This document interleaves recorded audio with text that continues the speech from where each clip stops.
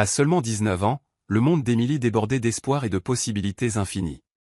Elle était le genre de fille qui voyait la beauté en toute chose, un lever de soleil matinal, les rires de ses amis et la douceur de vivre de sa petite ville tranquille. Rêvant de devenir artiste, elle passait ses journées à peindre des paysages saisissants et à planifier son avenir, un avenir où elle était convaincue que rien ne pouvait aller de travers. Elle était entourée de gens qui l'aimaient, d'une famille qui la chérissait et d'un cercle d'amis qui la connaissaient comme l'âme brillante et bienveillante qu'elle était. Mais un soir fatidique changea tout. Alors que le soleil disparaissait à l'horizon, teintant le ciel de traînées d'or et de rouge, Émilie s'engagea sans le savoir dans un cauchemar qui allait bouleverser sa vie idyllique. Une silhouette sombre surgit des ténèbres et, en un instant, son monde s'écroula. Les événements qui suivirent dépassèrent tout ce qu'elle aurait pu imaginer. Prise au piège de la peur et de l'incertitude, la résilience d'Émilie allait être mise à rude épreuve, d'une manière à laquelle personne ne pouvait s'attendre. Elle ignorait que le lien qu'elle allait tisser avec son ravisseur et les décisions qu'elle allait devoir prendre allaient mener à une fin que personne n'aurait pu prévoir.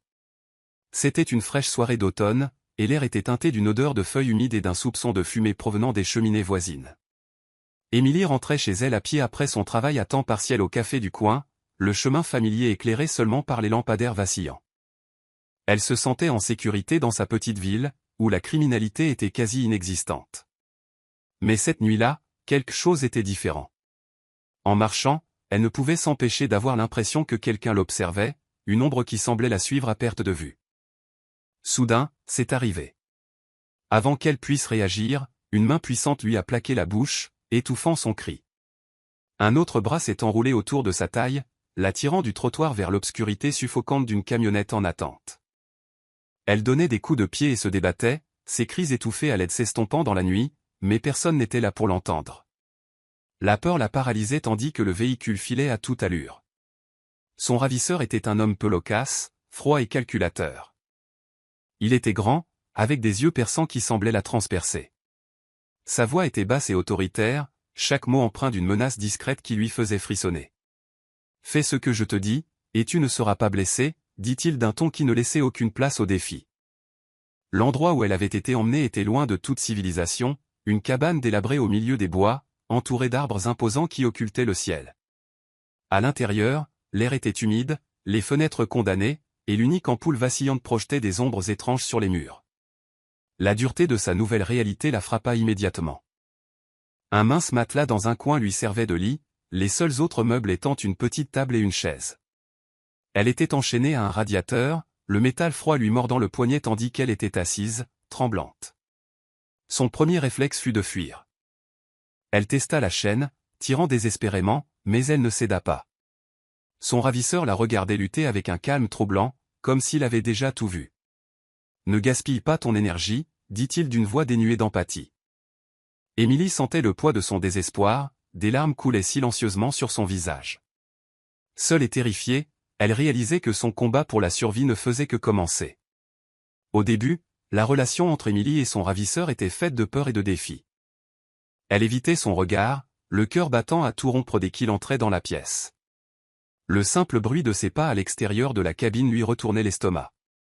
Pourtant, malgré sa terreur, elle lui résistait subtilement, refusant de manger la nourriture qu'il apportait, le fusillant du regard desquels en trouvait le courage, et gardant un silence plus éloquent que des mots. Elle voulait qu'il sache qu'elle ne craquerait pas facilement. Son ravisseur, cependant, était une énigme. Il n'était pas le monstre stéréotypé qu'elle imaginait. Il élevait rarement la voix et semblait étrangement mesuré dans ses actions. Un soir, alors qu'elle était assise sur le matelas, transie de froid, il la couvrit d'une couverture sans un mot. C'était un geste anodin, mais il la frappa. Pourquoi quelqu'un d'aussi cruel ferait-il quelque chose d'aussi gentil? Elle se détestait d'avoir seulement remarqué. Avec le temps, des fissures commencèrent à se former dans la barrière de glace qui les séparait. Il se mit à parler, brièvement d'abord, puis plus souvent. « Je ne suis pas celui que tu crois », dit-il un soir, la voix teintée d'une tristesse qu'elle ne pouvait ignorer. Émilie ne répondit pas, mais ses mots persistèrent. Dans les jours qui suivirent, il révéla des fragments de sa vie. Une enfance marquée par les abus. Une série de trahisons de la part de personnes en qui il avait confiance. Ces moments l'ont humanisé d'une manière inattendue pour Émilie, et elle s'est retrouvée à l'écouter, bien qu'à contre-cœur. Ses émotions changèrent d'une manière qu'elle ne comprenait pas. D'un côté, elle le méprisait pour ce qu'il avait fait, pour lui avoir volé sa liberté et brisé sa vie. De l'autre, elle commençait à le voir comme bien plus que son ravisseur. Un soir, elle se coupa accidentellement la main avec un morceau de métal pointu en essayant d'arracher un clou du plancher. Elle se prépara à sa colère en voyant le sang, mais au lieu de cela, il pansa délicatement sa blessure. « Tu devrais être plus prudente », murmura-t-il d'un ton presque tendre. La chaleur de sa voix la laissa sans voix. Cet acte de bonté était un parmi tant d'autres. Il lui apportait parfois de petits réconforts, une tasse de thé, un livre à lire ou une couverture plus épaisse lorsque les nuits se faisaient plus fraîches. Ces gestes la troublaient, brouillant sa perception de lui et la laissant tirailler entre la peur et une gratitude réticente. Elle commença à entrevoir en lui des lueurs de vulnérabilité, des moments où son masque stoïque glissait, révélant un homme accablé par ses propres exigences. Pourtant, à mesure qu'elle le comprenait mieux, son trouble intérieur s'approfondissait. Comment pouvait-elle éprouver de la compassion pour l'homme qui l'avait arraché à sa vie? C'était comme une trahison envers elle-même, sa famille et tout ce qu'elle représentait. Tard dans la nuit, allongée sur le matelas fin, ses pensées s'emballaient. Pourquoi éprouve-t-elle ce sentiment? Est-ce un mécanisme de survie pervers? Ces questions la hantaient, érodant la frontière claire qu'elle avait tracée entre victime et méchant. Sa confusion atteignit son paroxysme lorsqu'il lui confia son plus sombre secret, une tragédie qui avait marqué sa vie. Sa voix se brisa lorsqu'il raconta la perte de sa sœur cadette, qui lui avait été enlevée par un cruel coup du sort. « Je n'ai pas pu la protéger », murmura-t-il, les yeux remplis de larmes retenues. Émilie vit la douleur vive dans son expression et ressentit une douleur inexplicable dans sa poitrine. Contre son gré, elle sympathisa avec sa perte, même si sa raison lui criait de rester sur ses gardes. Le lien qui les unissait n'était pas seulement émotionnel, il était psychologique. Émilie commença à compter sur lui pour survivre, même si elle rêvait de s'échapper. La dualité de ses émotions l'épuisait. Certains jours, elle rêvait de le haïr, de ne le voir que comme le monstre qu'il avait enlevé. Mais d'autres jours, elle ne pouvait ignorer l'instant de tendresse et la profondeur de sa souffrance. C'était un paradoxe auquel elle ne pouvait échapper, aimant l'humain en lui tout en méprisant le ravisseur qu'il était. Ce lien, forgé en captivité, allait façonner les choix qu'elle ferait dans les jours à venir, l'enfonçant encore plus profondément dans un réseau complexe d'émotions qu'elle n'aurait jamais imaginé ressentir.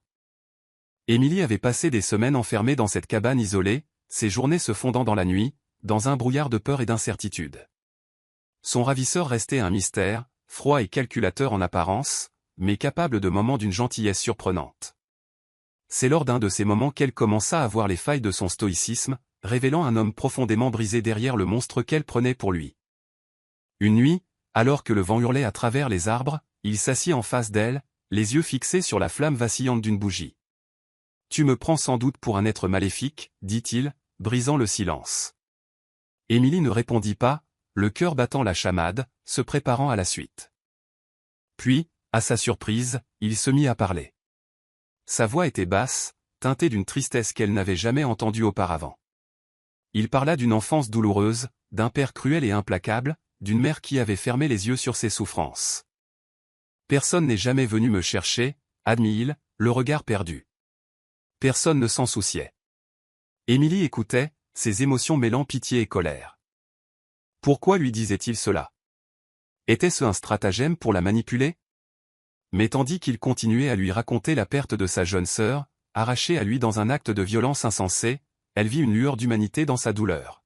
« Je n'ai pas pu la sauver, » dit-il d'une voix brisée. « Elle était tout ce que j'avais, et j'ai échoué. » Cette révélation laissa Émilie stupéfaite. Pour la première fois, elle découvrait l'homme derrière ses actes, le chagrin et le désespoir qu'il avait façonné. Cela n'excusait pas ce qu'il lui avait fait, mais cela la fit remettre en question l'image simpliste de lui, celui d'un simple méchant. Dans son esprit, cette captivité était peut-être une tentative perverse de reprendre le contrôle de quelque chose, de quelqu'un, qu'il pensait pouvoir protéger. Dans les jours qui suivirent, leurs interactions changèrent subtilement. Il semblait moins sur ses gardes, partageant parfois de petits détails sur sa vie avant la cabane. Émilie se sentait entraînée dans ces conversations, même si elle se rappelait le danger qu'elle courait. Par moments, leurs regards se croisaient, s'attardant une seconde de trop, et une étrange tension emplissait l'air, quelque chose de non dit mais d'indéniable. Ce changement laissait Émilie profondément tiraillée. Comment pouvait-elle éprouver de la sympathie, ne serait-ce qu'une lueur d'affection, pour l'homme qui lui avait ôté la vie. Tard dans la nuit, elle luttait contre la culpabilité, la frontière entre ravisseur et compagnon s'estompant d'une manière qui la terrifiait. Suis-je en train de me perdre? Se demandait-elle.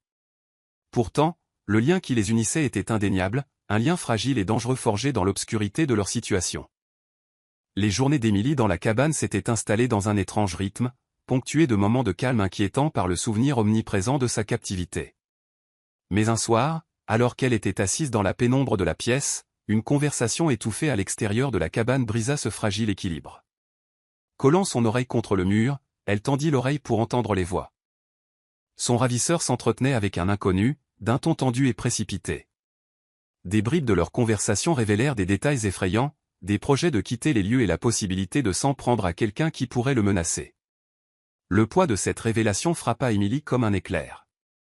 S'il prévoyait de fuir, elle n'aurait peut-être jamais d'autre chance de s'échapper.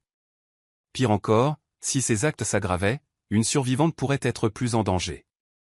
Les sentiments qu'elle avait développés pour lui, aussi conflictuels et confus fussent-ils, étaient bien pâles face à son désir de liberté. Elle savait qu'elle ne pouvait pas rester. Cette nuit-là, tandis que le silence régnait dans la cabane et que son ravisseur se retirait dans une autre pièce, Émilie commença à se préparer. Elle examina tout ce qui se trouvait dans la pièce pour en déterminer l'utilité potentielle, son poignet enchaîné, le fragile verrou de la fenêtre, les outils qu'elle avait secrètement observés manipulés. Son cœur battait fort tandis qu'elle élaborait un plan, chaque détail étant risqué. Et s'il la surprenait? Et si sa tentative ne faisait que le mettre en colère? La décision n'était pas facile. Malgré tout, une part d'elle hésitait. Il y eut de brefs moments où elle sentit qu'il était plus que son ravisseur, des moments où il fit preuve de gentillesse, de vulnérabilité, et même de regret. Mais ces instants ne purent effacer la réalité de sa situation. Elle se rappela que, quels que soient ses sentiments contradictoires, sa sécurité et sa liberté devaient primer. Le moment venu, ses mains tremblaient tandis qu'elle s'approchait pour desserrer la chaîne qui entourait son poignet à l'aide d'un morceau de métal dentelé qu'elle avait caché sous le matelas. Chaque craquement du plancher, chaque souffle du vent dehors faisait bondir son cœur de peur. Finalement, la chaîne céda. Elle se dirigea sur la pointe des pieds vers la fenêtre, l'ouvrant péniblement. L'air froid de la nuit lui frappa le visage tandis qu'elle sortait, l'adrénaline lui montant dans les veines. Mais juste au moment où ses pieds touchaient le sol, une ombre apparut derrière elle. Elle se figea, le souffle coupé. L'avait-il entendu? L'espace d'un instant, le monde sembla figé, à la limite de la découverte ou de la liberté. La tentative d'évasion d'Émilie était nourrie par un mélange de peur et de détermination. Après des semaines de captivité, elle avait enfin desserré la chaîne qui lui liait le poignet et était sortie par la fenêtre de la cabane, dans la nuit froide et éclairée par la lune.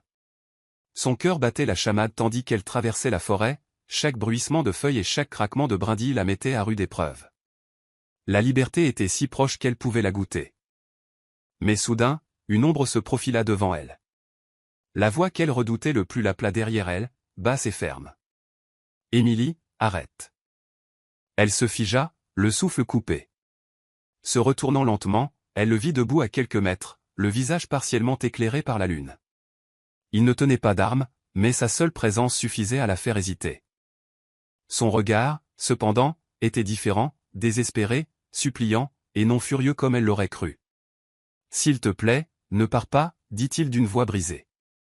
Tu ne comprends pas, tu es tout ce que j'ai maintenant. » La peur d'Émilie fut momentanément remplacée par la confusion. L'homme qui l'avait enlevée, qui l'avait privée de sa liberté, se tenait maintenant devant elle, vulnérable et brisée. Elle aurait voulu lui crier dessus, se déchaîner, mais ses paroles et son ton la firent hésiter. L'espace d'un instant, elle vit l'homme blessé sous le monstre, un homme façonné par la douleur et la solitude. « Non, dit-elle fermement, la voix tremblante mais résolue. Tu n'as pas le droit de faire ça. Tu ne peux pas me prendre, détruire ma vie, puis me demander de rester comme si c'était mon choix. Ce n'est pas de l'amour. C'est du contrôle. » Ces paroles lui semblèrent l'atteindre comme un coup. Il chancela légèrement, son expression mêlant culpabilité et désespoir. « Je n'ai jamais voulu te faire de mal, dit-il doucement, d'une voix à peine audible. Je ne voulais tout simplement pas être seul. » La poitrine d'Émilie se serra, mais elle secoua la tête et recula. « Ça ne justifie pas ce que tu as fait. Je mérite ma liberté.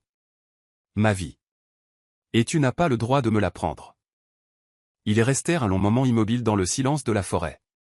Puis, à sa grande surprise, il s'écarta, les épaules affaissées de défaite. « Va-t'en, » murmura-t-il. Sans un mot de plus, Émilie se retourna et courut, les larmes ruisselant sur son visage tandis que le poids de la confrontation s'imposait. Elle avait gagné sa liberté, mais les cicatrices émotionnelles resteraient. Les pieds d'Émilie martelaient le sol de la forêt tandis qu'elle courait, les branches s'accrochant à ses vêtements, l'adrénaline la poussant en avant. Elle n'osait pas se retourner. La liberté était à sa portée, mais elle ne parvenait pas à se défaire du sentiment que quelque chose n'allait pas soudain, des voix lointaines et l'éclat des lampes de poche percèrent l'obscurité. Les autorités. Quelqu'un l'avait retrouvée, du moins le pensait-elle. Elle s'arrêta net, la voix d'un ravisseur résonnant derrière elle. Se retournant, elle le vit, les mains levées en signe de reddition, tandis que des officiers armés avançaient vers lui. Son cœur se serra d'une manière qu'elle ne pouvait expliquer. Il ne s'enfuit pas. Il ne se débattit pas. Au contraire, il la regarda avec un mélange de tristesse et de soulagement. « Vas-y » murmura-t-il avant de s'effondrer à genoux. La police s'est précipitée sur place et a arrêté son ravisseur. Alors qu'il l'enveloppait d'une couverture et lui demandait si elle était blessée, Émilie a ressenti une vague d'émotions incompréhensibles. Le soulagement se mêlait au chagrin. L'homme qui lui avait tout pris venait de lui rendre la liberté. Mais pourquoi? Quelques jours plus tard, alors qu'elle était en sécurité chez ses parents, elle reçut une lettre inattendue de sa part. Tremblante, elle l'ouvrit et y trouva des aveux, non seulement de ses crimes, mais aussi des raisons qui les avaient motivés. Il l'avait kidnappée parce qu'il la croyait en danger, prétextant la protéger de quelqu'un de bien pire. Il y avait des détails trop précis pour être ignorés, la preuve d'une menace dont elle ignorait l'existence. Son sang se glaça. Était-ce vrai? Cette révélation la bouleversa. Elle ignorait si ses actes étaient justifiés ou s'il s'agissait d'une simple manipulation. Mais une chose était sûre, sa perception de lui ne serait jamais simple. Au fil des semaines et des mois, Émilie a commencé à reconstruire sa vie. La thérapie l'a aidée à démêler les émotions complexes qu'elle ressentait, colère, culpabilité et même une tristesse persistante envers l'homme qui l'avait à la fois blessée et, peut-être, sauvé. Elle n'oublierait jamais ce qu'il avait fait, mais elle ne pouvait effacer les moments humains qu'ils avaient partagés. Le dernier rebondissement survint sous la forme d'une petite coupure de journal glissée à l'intérieur de la lettre, l'histoire d'une autre jeune femme disparue dans des circonstances étrangement similaires. Émilie ne put s'empêcher de se demander si elle avait été épargnée par un danger plus grand, ou s'il ne s'agissait que d'une illusion tragique. Cette question la hantrait à jamais. Le voyage d'Émilie fut un voyage de peur inimaginable, de confusion et, finalement, de libération. Ce qui avait commencé comme un cauchemar s'était transformé en un réseau complexe d'émotions qu'elle n'aurait jamais imaginé vivre. Elle avait été privée de sa liberté et contrainte de vivre une vie qu'elle n'avait pas choisie, mais au milieu des ténèbres, elle avait trouvé des moments de lucidité et de force. L'homme qui l'avait enlevée, un méchant à tous égards, lui avait aussi révélé des bribes d'humanité qui l'avaient amenée à remettre en question tout ce qu'elle pensait savoir de lui, et même d'elle-même. Alors qu'elle s'efforçait de reconstruire sa vie, Émilie peinait à surmonter les cicatrices émotionnelles qu'elle avait laissées derrière elle. La thérapie et le temps l'ont aidée à commencer à guérir, mais les souvenirs restent vifs. Le dernier acte de son ravisseur, se rendre et lui offrir la liberté, était quelque chose qu'elle n'a pas pu oublier facilement. Était-ce un acte de rédemption, ou simplement la fin d'une relation tragique et tortueuse? Son histoire pose une question troublante, a-t-elle été victime de l'amour ou simplement des circonstances? La force et la survie d'Émilie témoigneront à jamais de la résilience de l'esprit humain, mais la complexité de son expérience nous rappelle que certaines questions n'auront peut-être jamais de réponse claire.